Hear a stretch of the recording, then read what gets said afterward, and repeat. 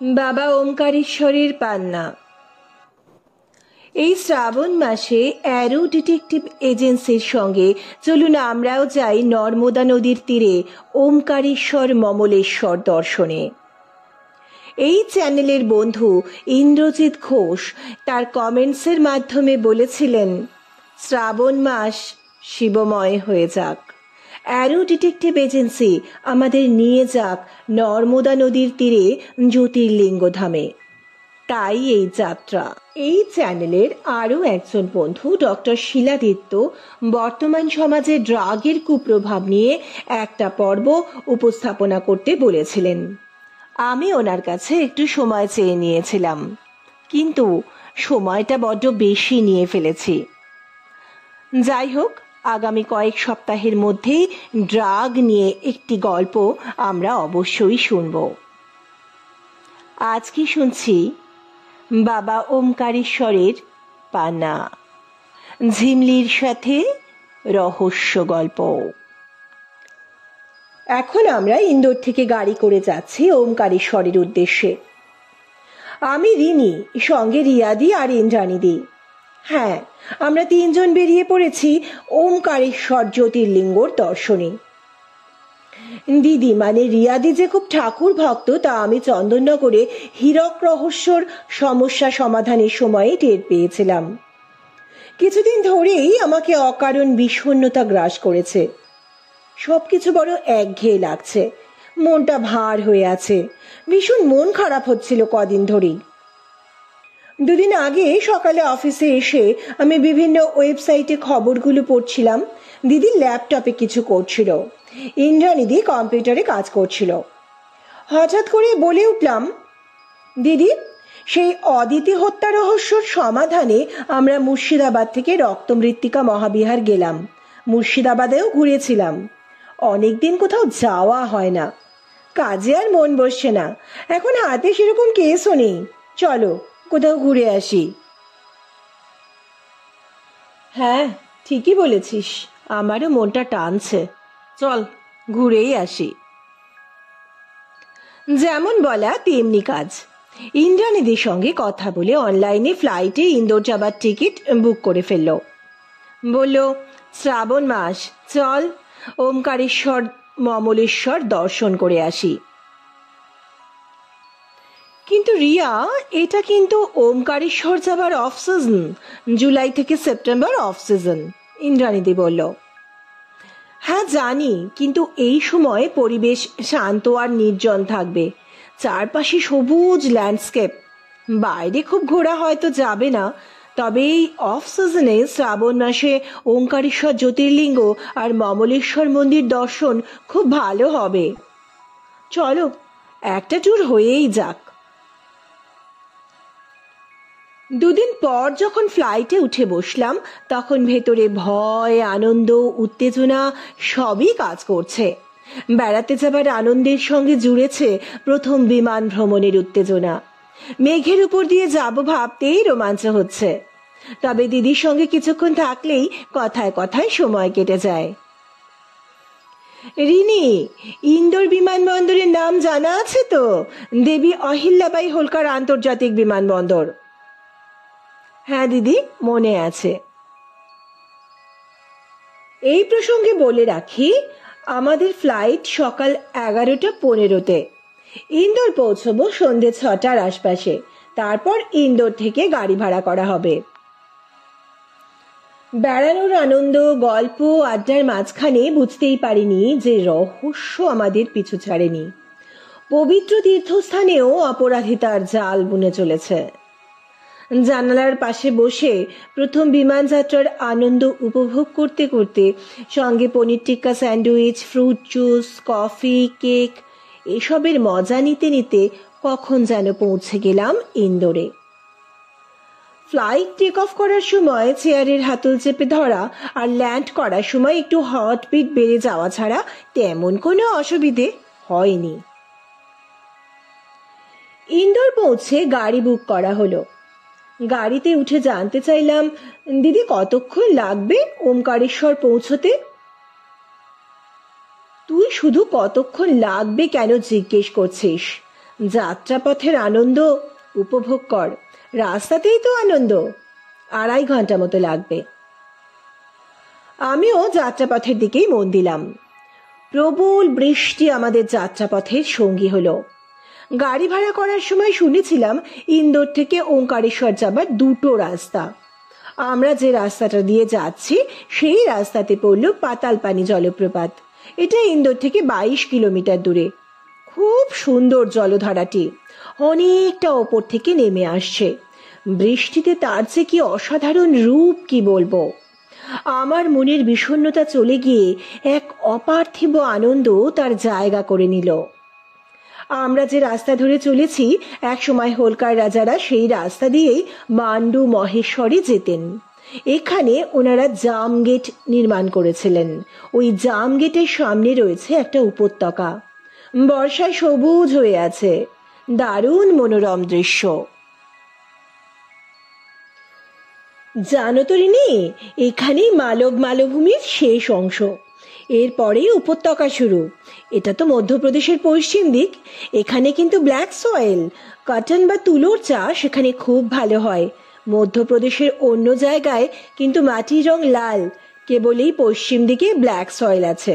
স্থানীয় ভাষায় যাকে বলে রেগুর। ইন্দ্রানিধি বললেন। আমি অবাক হয়ে ভাবলাম, স্কুলে ভূগোল বইতে মুখস্থ করে মনে রাখতে রীতিমতো বেগ পেতে হতো। বেড়ানোর আনন্দে কত সহজে তা মনের গভীরে গেঁথে গেল। যাই হোক, পৌঁছে গেলাম ওমকারেশ্বর জ্যোতির্লিঙ্গ ধামে। ইন্দ্রানিধি অনলাইনে হোটেল বুক করে দিয়েছিলেন। অফ সিজন বলে খুব বেশি ভিড় আছে বলে মনে হলো না। 2টো ডাবল বেডেড রুম নেওয়া হয়েছে। দিদি বলেছে, রিনি তুই রাতে যে ঘরে খুশি থাকবি। ইন্দ্রানিধি বলল, দেখো গল্প করতে করতেই কখন রাত কাবার হয়ে যাবে। যাই হোক, রাতে ডিনার করতে গিয়ে হোটেলের অন্য রুমে যারা আছেন তাদের সাথে আলাপ হলো। আর মাত্র 3টে পরিবার আছেন। তার মধ্যে একটি পরিবার এসেছেন ব্যাঙ্গালোর থেকে, অন্য 2টি পরিবার এসেছেন ভোপাল থেকে। এনারা সকলেই প্রবাসী বাঙালি। ভোপাল থেকে এসেছেন সমর সেন, সমিতা সেন, তাঁদের ছেলে সঞ্জীব সেন। ভদ্রলোক বছর 48 কি 50 হবেন। ওনার মিসেস সমিতা সেন বছর 44-45-এর, ছেলেটি 18-19-এর হবে। সমর সেনের মা বাবাও এসেছেন। মা বাবা ওই 75 থেকে 80-র আশপাশে হবেন। ভোপালের আরেকটি পরিবার আশিস রায় ও রঞ্জনা রায়। তাদেরও একটি ছেলে রনিত রায়, সঞ্জীবের বয়সী হবে। আশিস বাবুরও মা বাবা এসেছেন, তাদের বয়সও 75-80-র আশপাশে। কথায় কথায় জানা গেল এই 2 পরিবার বন্ধু 3 জেনারেশন ধরে, অর্থাৎ ওনাদের বাবারাও বন্ধু ছিলেন।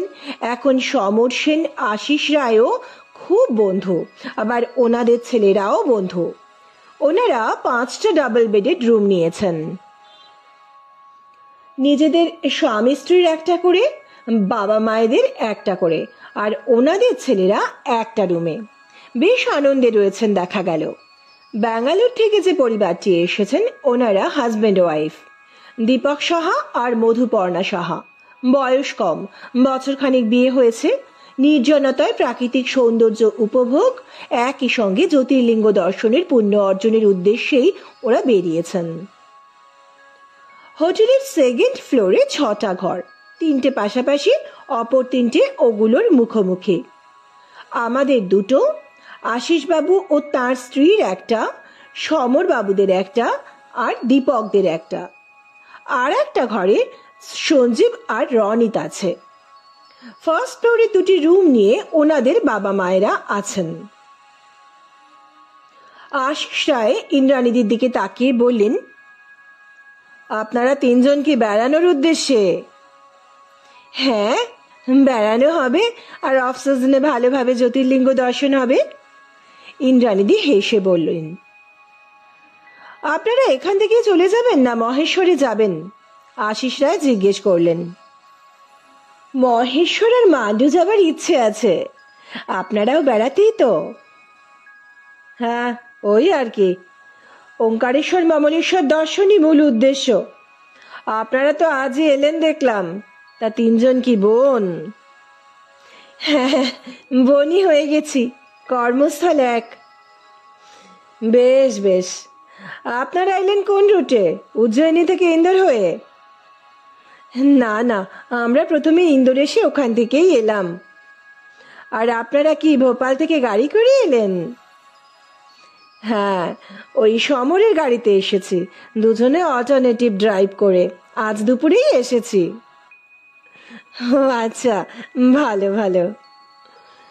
ভদ্রলোক ইন্দ্রাণীদির সঙ্গে কথা বলছেন, আর আমি দেখছি ওনার দু হাতে প্রায় গোটা 6 রত্ন।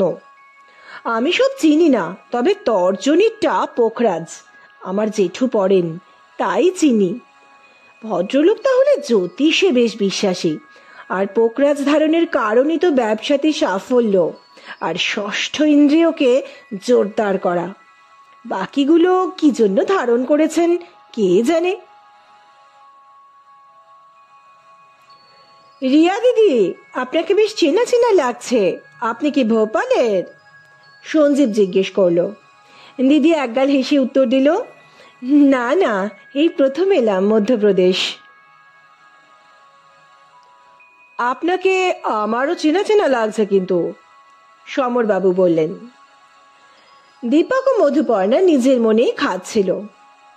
ও হরি, কাকে বলি!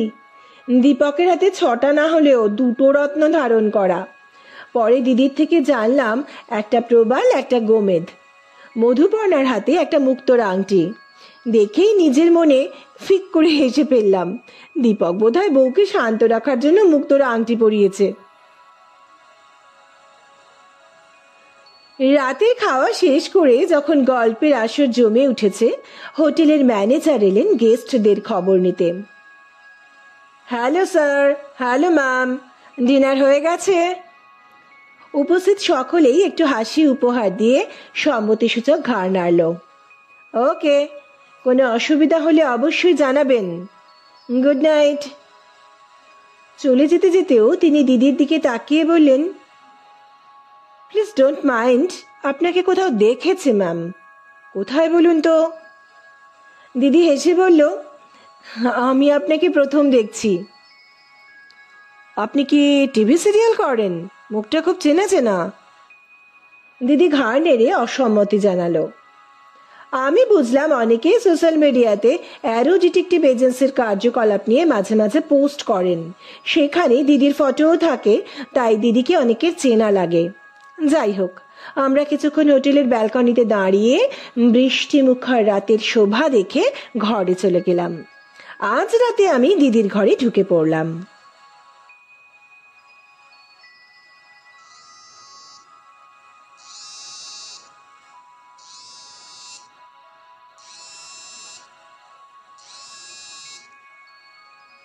ভোর রাত্রের দিকে দিদির মোবাইল বেজে উঠল। হ্যাঁ বলছি। ও আচ্ছা, নিশ্চয়ই এক্ষুনি আসছি। দিদি কার ফোন? কোথায় যাচ্ছ এত ভোরে? সমর সেনের রুমে যাব, উনি ফোন করেছিলেন। সমর সেন? উনি তোমার নম্বর পেলেন কোথা থেকে? জানি না, এখন তুই চল।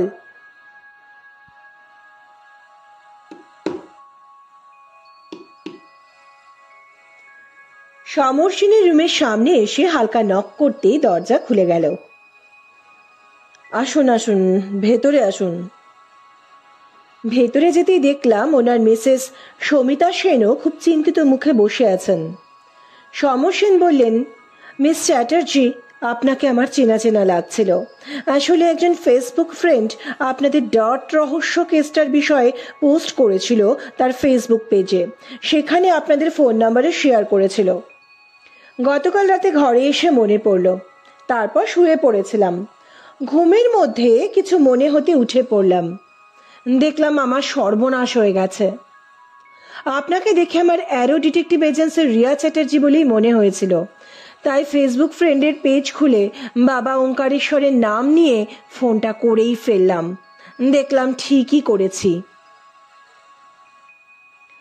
আপনি সমস্যাটা বলুন। আমার একটা খুব দামি জিনিস চুরি গেছে। কি জিনিস? এমেরাল্ড, রন্টিজ এমেরাল্ড। এমেরাল্ড? পান্না? রন্টিজ এমেরাল্ড কি ব্যাপার? বলছি, ভোপালে আমরা 4 পুরুষ ধরে আছি, পেশায় বিজনেসম্যান। কে বলে বাঙালি ব্যবসা করতে জানে না? আমার ঠাকুরদা এই বদনাম মিথ্যে প্রমাণ করে প্রচুর অর্থ উপার্জন করেছিলেন। সে যাই হোক, তার ছেলে মানে আমার ঠাকুরদার বাবার সময় একজন ইংরেজ চার্লস রন্টি এদেশে আসেন। তিনিও যথেষ্ট অর্থবান ছিলেন, কিন্তু কোনো কারণে এদেশে তিনি অর্থকষ্টে পড়েন এবং দেশে ফিরে যেতে মনস্থ করেন। কিন্তু সেই সময় তার কাছে দেশে ফেরার টাকাও ছিল না। তিনি একটা এমেরাল্ড বা পান্না আমার ঠাকুরদার বাবাকে বিক্রি করে দেন এবং বিনিময়ে মূল্য বাবদ মোটা অঙ্কের অর্থ নিয়ে দেশে ফিরে যান। সেটাই রন্টিজ এমেরাল্ড। ওটা একটা কলম্বিয়ান পান্না। পাথরটা দেখলে বুঝবেন পাথরটা কত সুন্দর। কিন্তু এখন সেটা বাবা ওঙ্কারেশ্বরের পান্না, কারণ ওটা আমরা বাবাকে মানত করেছি।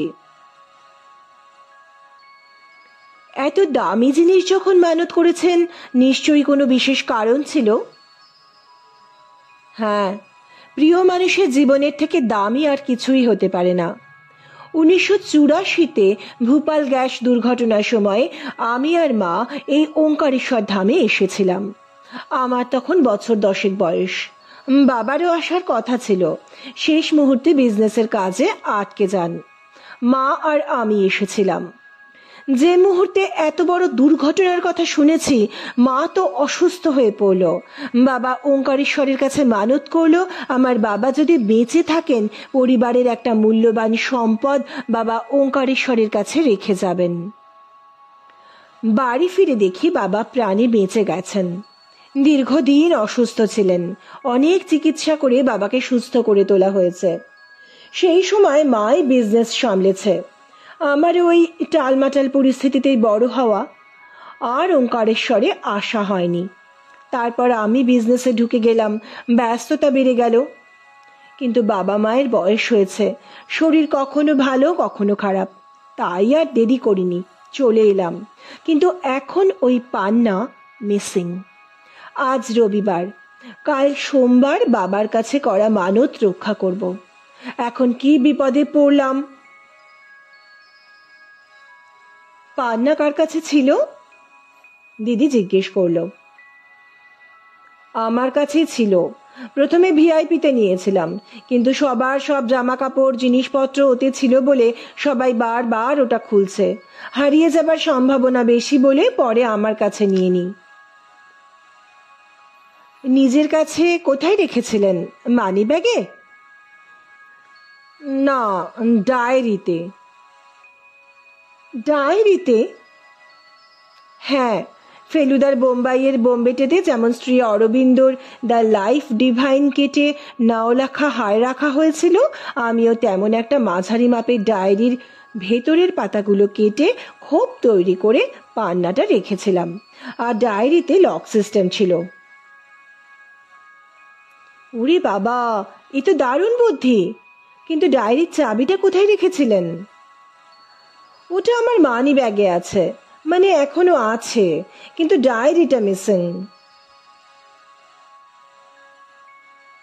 চাবিটা আপনার কাছে আছে?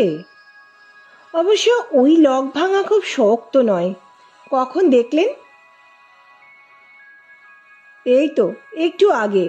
তারপরেই আপনাকে ফোন করলাম। ঘুমের মধ্যে কেমন যেন মনে হলো, তাই উঠে চেক করলাম। আচ্ছা, ডায়েরিটা কোথায় ছিল? আমার সাইড ব্যাগে, ওটা আমি কাছছাড়া করিনি। ডায়েরিটা যে কোথায় গেল। ভালো করে সব খুঁজে দেখেছেন? ভিআইপির ভেতরে দেখেছেন? হয়তো কোনোভাবে চলে যেতেও পারে। আমাদের জীবনে অবচেতন মনের কিন্তু একটা বড় ভূমিকা আছে। সব চেক করেই আপনাকে ফোন করেছি। আপনারা তো আজ দুপুরেই এসেছেন। হোটেলে এসে আপনার সাইড ব্যাগ কোথায় রেখেছেন? হোটেলের এই রুমের আলমারিতেই রেখেছি। ওই ব্যাগে কি আপনার মানি ব্যাগও ছিল? দিদি জিজ্ঞেস করলো। ছিল নয়, এখনো আছে, শুধু ডায়েরিটাই মিসিং।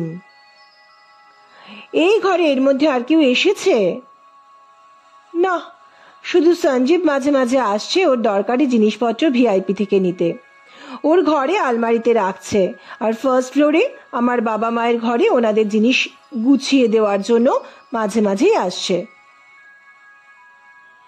এর মধ্যে রুম সার্ভিস এসেছিল?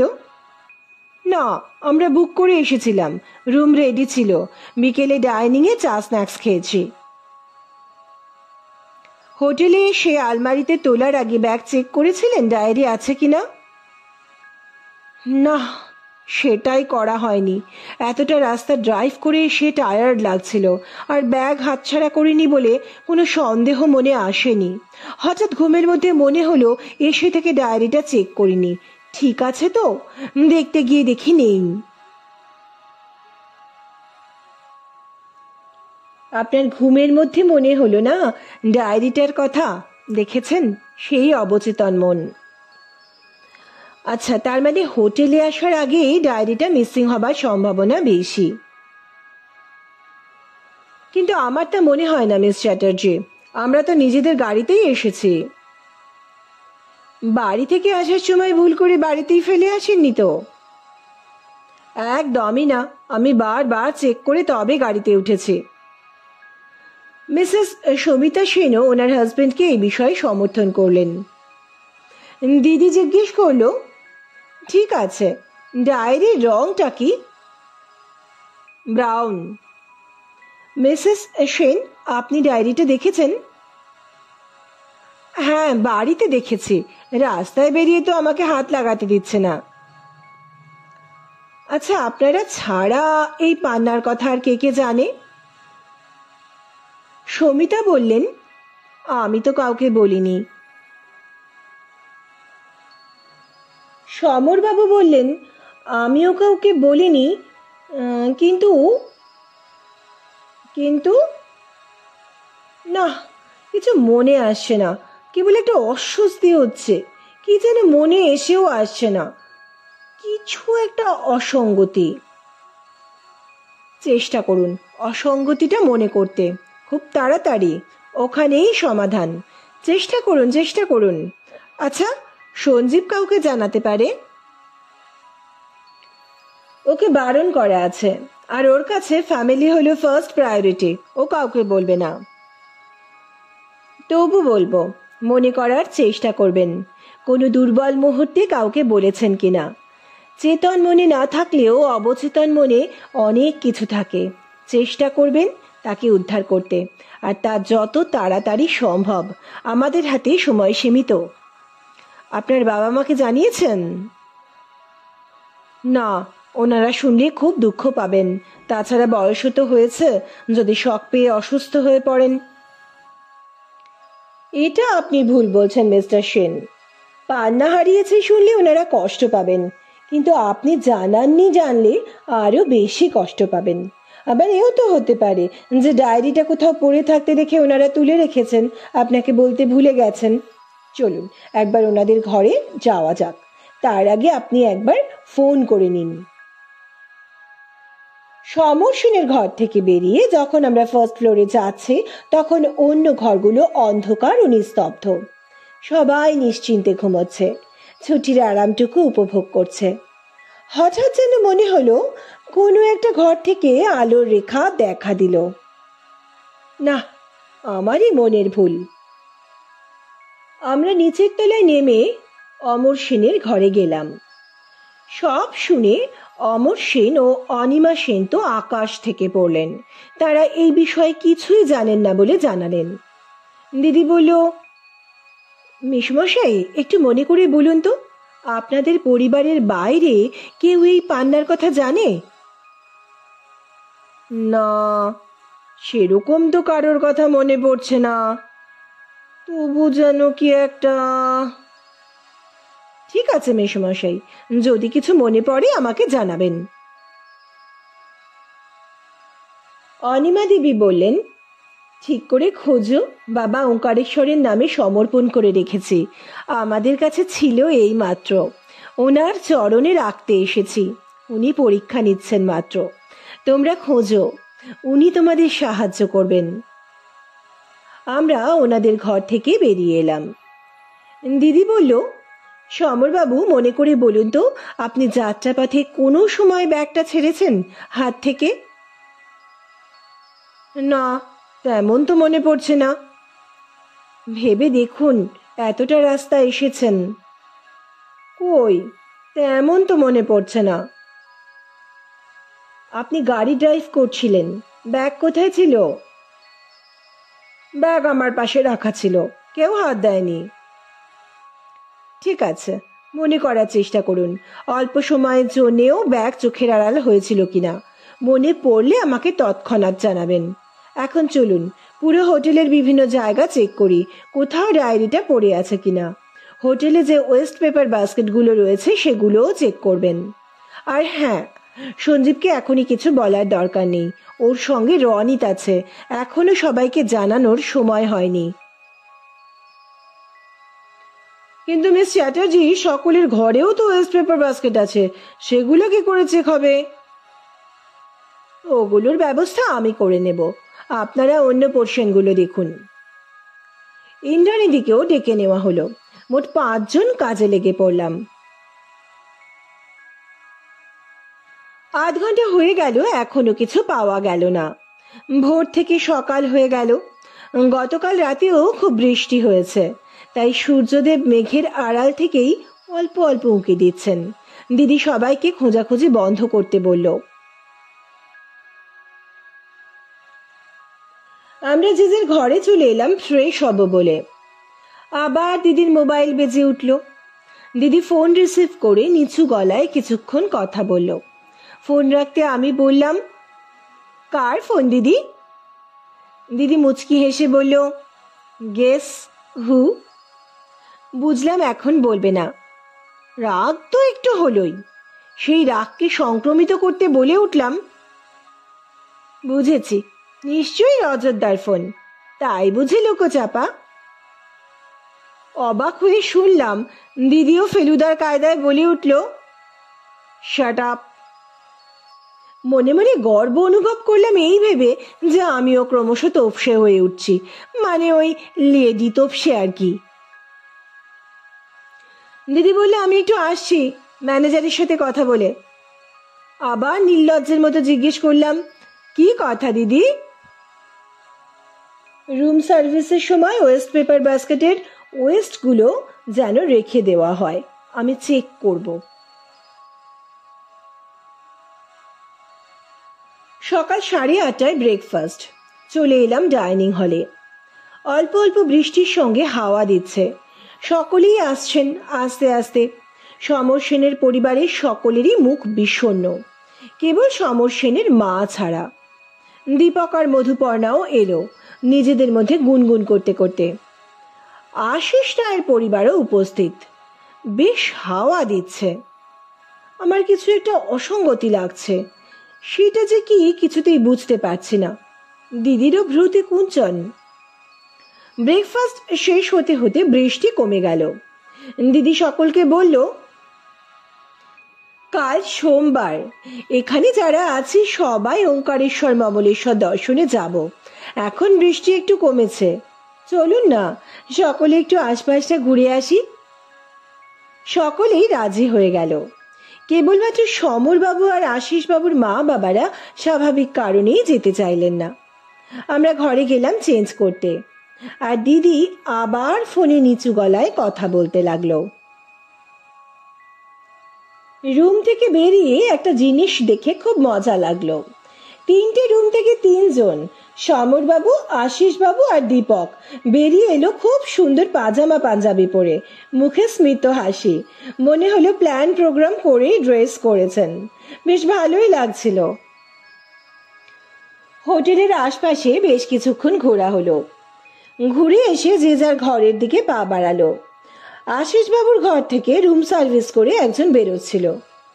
আশিস বাবু অত্যন্ত বিরক্ত হয়ে বলতে বলতে গেলেন, এই তো আমরা যাবার আগে সার্ভিস করে দিয়ে গেল, আবার কি?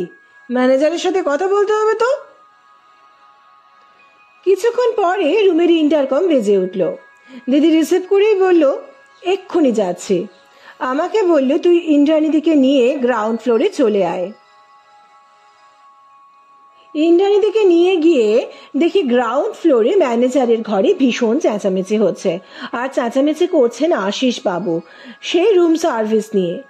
কিছুক্ষণ শুনে যা বুঝলাম, ওনার বক্তব্য হলো, সকালে আমরা থাকাকালীন রুম সার্ভিস হয়ে গেছে, তারপরেও আমরা না থাকাকালীন কেন হোটেল থেকে চাবি নিয়ে আমাদের রুমে আবার কেউ গেছিল? ম্যানেজার বলছেন, আপনি শান্ত হন মিস্টার রয়, আমার কথাটা শুনুন।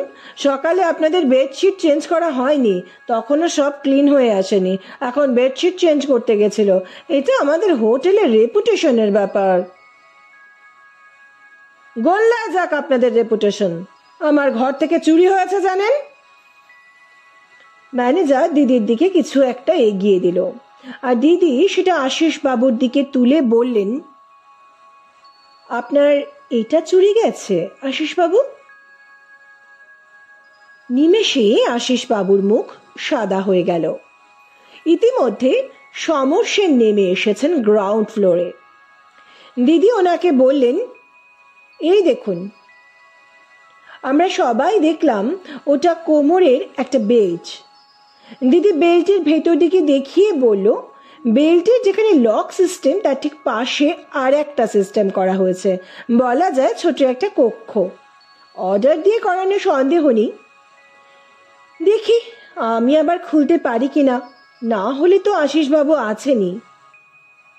ওই সিস্টেমের একটা নির্দিষ্ট জায়গায় চাপ দিতেই সিস্টেম আনলক হয়ে গেল, আর দিদির হাতে উঠে এলো গাঢ় সবুজ রঙের ভেলভেটের মতো একটা ষড়ভুজাকৃতি পাথর।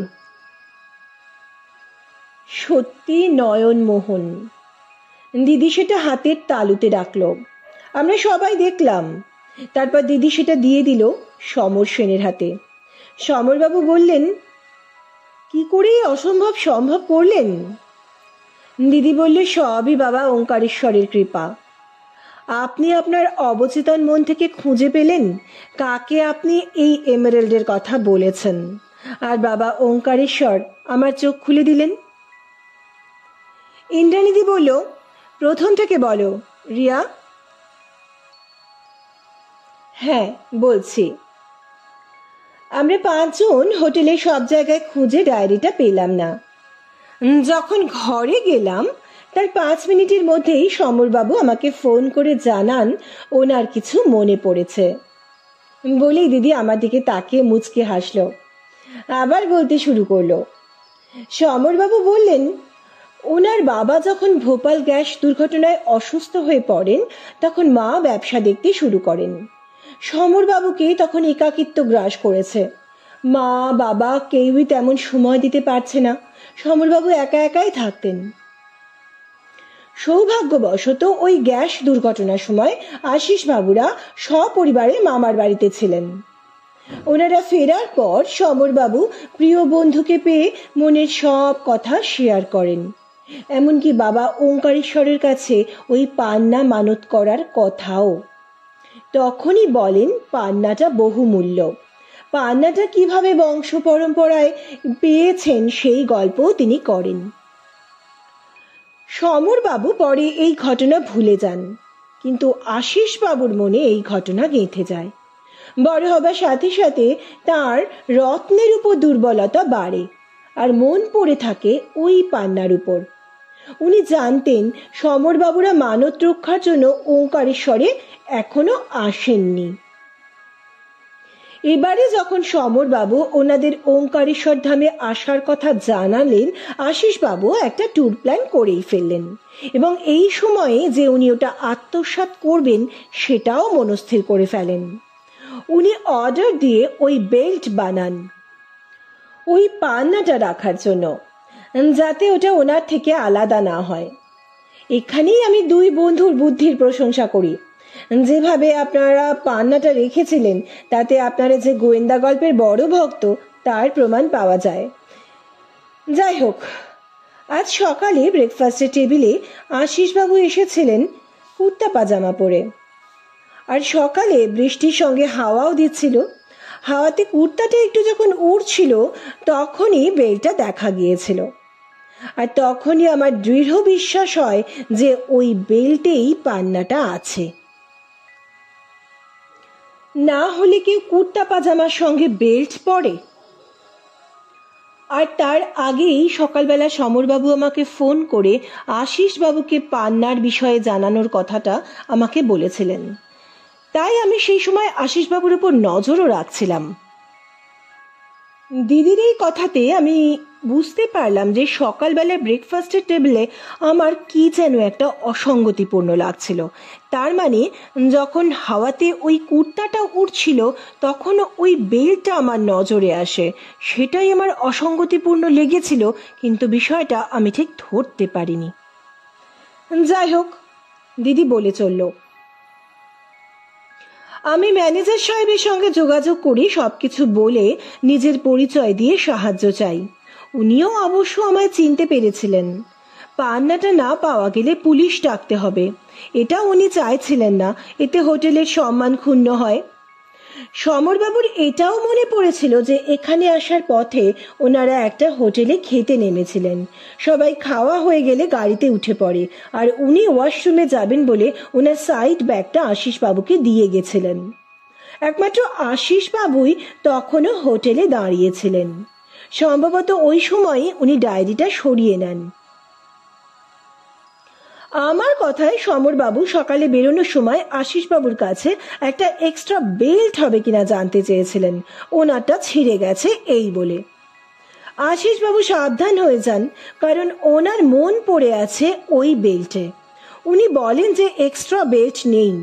ওনার বেল্ট উনি হোটেলের আলমারিতে তুলে চাবি দিয়ে দেন, আর প্রস্তাব দেন ছেলেরা সবাই পাজামা পাঞ্জাবি পরলে দেখতে ভালো লাগবে। প্ল্যান করে সবাই পাজামা পাঞ্জাবি পরলেন, তাই আর কারোরই বেল্টের প্রয়োজন হলো না। দিদির কথা শেষ হলে সবাই আশিসবাবুর মুখের দিকে তাকালো। লজ্জায় ভদ্রলোকের মুখ শুকিয়ে গেছে, মাথা নিচু করে ফেলেছেন। নিজের সপক্ষে কোনো কিছু বলারও চেষ্টা করলেন না। মুখ তুলে হাত জোর করে বললেন, দয়া করে আমার পরিবারের কাউকে জানাবেন না, তাহলে আমায় সুইসাইড করতে হবে। আমার উপর নিশ্চয়ই কোনো অশুভ শক্তি ভর করেছিল, না হলে বাবা ওমকারেশ্বরের জন্য মানত করা রত্ন আমি আত্মসাৎ করার চেষ্টা করি। আমি সজ্ঞানে কখনো কোনো অপরাধ করিনি। সমর আমাকে ছোটবেলা থেকে চেনে, কিন্তু এটা যে কেন আমার মাথায় ছোট থেকে ঢুকেছিল ঈশ্বর জানেন।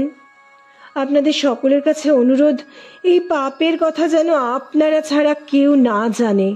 আমার বাবা মা, সন্তান, স্ত্রীর চোখে আমায় ছোট করবেন না। দিদি বলল, সমরবাবু, আপনার সমস্যার সমাধান হয়ে গেছে। এবার আপনাদের বন্ধুদের ব্যাপার আপনারা বুঝে নিন। আমার ছুটি। আমরাও ওখান থেকে সরে গেলাম দুই প্রাণের বন্ধুকে বোঝাপড়ার সুযোগ দিয়ে। দুপুরে লাঞ্চের সময় সমরবাবু আর আশিসবাবু কাউকেই দেখা গেল না। ওনাদের ফ্যামিলি মেম্বাররা বললেন ওনারা দুজনেই বলেছেন শরীর ভালো নেই। বিকেলের চা, স্ন্যাক্স আর রাত্রের ডিনারটা ওনাদের ঘরেই পাঠিয়ে দেওয়ার ব্যবস্থা করা হয়েছিল।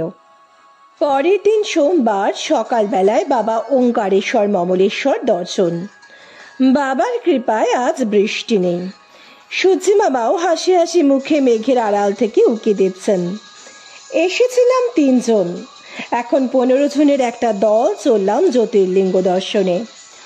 অফ সিজন বলে বাবার দর্শন খুব ভালো হলো।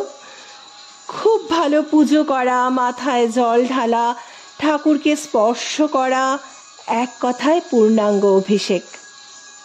আমি শিওর যে যদি পিক সিজনে আসা হতো তাহলে এত ভালো দর্শন হতো না। এবারে নৌকো করে অমলেশ্বর বা মমলেশ্বর মন্দিরের উদ্দেশ্যে যাত্রা। ভালোভাবে পুজো দেওয়ার পর আমরা মন্দির চত্বরে বসলাম। আমি মিসেস অনিমা সেন মানে সমরবাবুর মায়ের পাশে বসেছিলাম। উনি আমায় চাপা গলায় বললেন, দেখলে তো কেন আমি দুর্ভাবনা করিনি। বাবার জিনিস বাবা নিজেই রক্ষা করবেন, এ আমার দৃঢ় বিশ্বাস ছিল। বরাবরই তাই দেখে আসছি। তারপর বললেন, রিনি, তুমি কি জানো বাবা ওমকারেশ্বরকে কেন জ্যোতির্লিঙ্গ বলা হয়, শিবলিঙ্গ কেন নয়? আমি বললাম, ভারতে মোট 12টা জ্যোতির্লিঙ্গ আছে, তার মধ্যে গুজরাটে সোমনাথ মন্দিরকে প্রথম বলে মনে করা হয়, কিন্তু জ্যোতির্লিঙ্গ কেন বলা হয়, শিবলিঙ্গ কেন নয়, তা জানা নেই। বেশ, শোনো তাহলে। শিবলিঙ্গ হল পরমেশ্বর শিবের নির্গুণ ব্রহ্ম। শিবলিঙ্গ শিব পার্বতীর আদি অনাদির একক রূপ। ধ্যানমগ্ন শিবকে এই প্রতীকের সাহায্যে প্রকাশ করা হয়, আর সব মানুষকেও আত্মনিমগ্ন তথা ধ্যানমগ্ন হতে উপদেশ দেওয়া হয়। আর জ্যোতির্লিঙ্গ হল স্বয়ম্ভু। জ্যোতির্লিঙ্গ শিবের জ্যোতিরূপে প্রকট হওয়া, এটি মানব নির্মিত নয়। ইতিমধ্যে সবাই মিসেস আরতি সেনের আশপাশে বসে পড়েছেন। দিদি বলল, মাসিমা, আপনি আমাদের ওমকারেশ্বর জ্যোতির্লিঙ্গ সম্পর্কে কিছু বলুন। মাসিমা বলে চললেন, বিন্ধ্য পর্বতের এক অংশে নর্মদা নদীর প্রবাহ পথে সৃষ্টি হয়েছে ওম আকৃতির একটি দ্বীপ। সেই দ্বীপে ওমকারেশ্বর মহাদেবের মন্দির। লোককথা অনুযায়ী বিন্ধ্য পর্বতের রক্ষাকর্তা বিন্ধ্য অসুর শিব ভক্ত ছিলেন। শিব তার তপস্যায় সন্তুষ্ট হয়ে তার সামনে মূর্ত হন এবং দুটি জ্যোতির্লিঙ্গ রূপে এখানে আত্মপ্রকাশ করেন। তার একটি হল ওঙ্কারেশ্বর এবং অপরটি হল অমরেশ্বর বা মমলেশ্বর।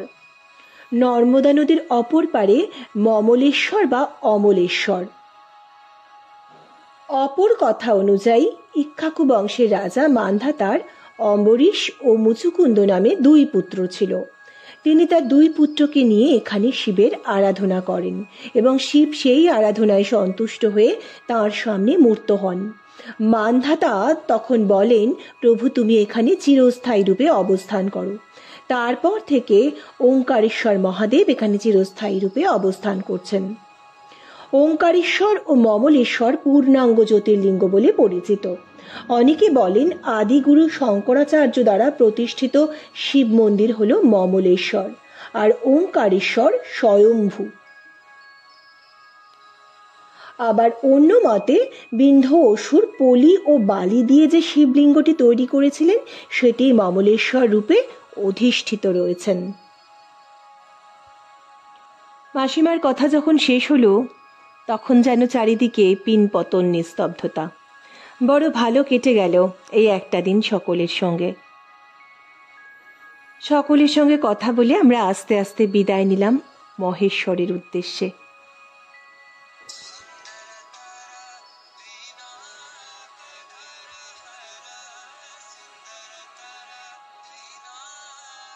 বন্ধুরা, আজকের গল্প এখানেই শেষ হলো। গল্পটি কেমন লাগলো অবশ্যই জানাবেন। গল্পটিকে লাইক করতে, অনেক শেয়ার করতে এবং চ্যানেলটিকে সাবস্ক্রাইব করতে ভুলবেন না। সুস্থ থাকবেন, ভালো থাকবেন। শুভরাত্রি।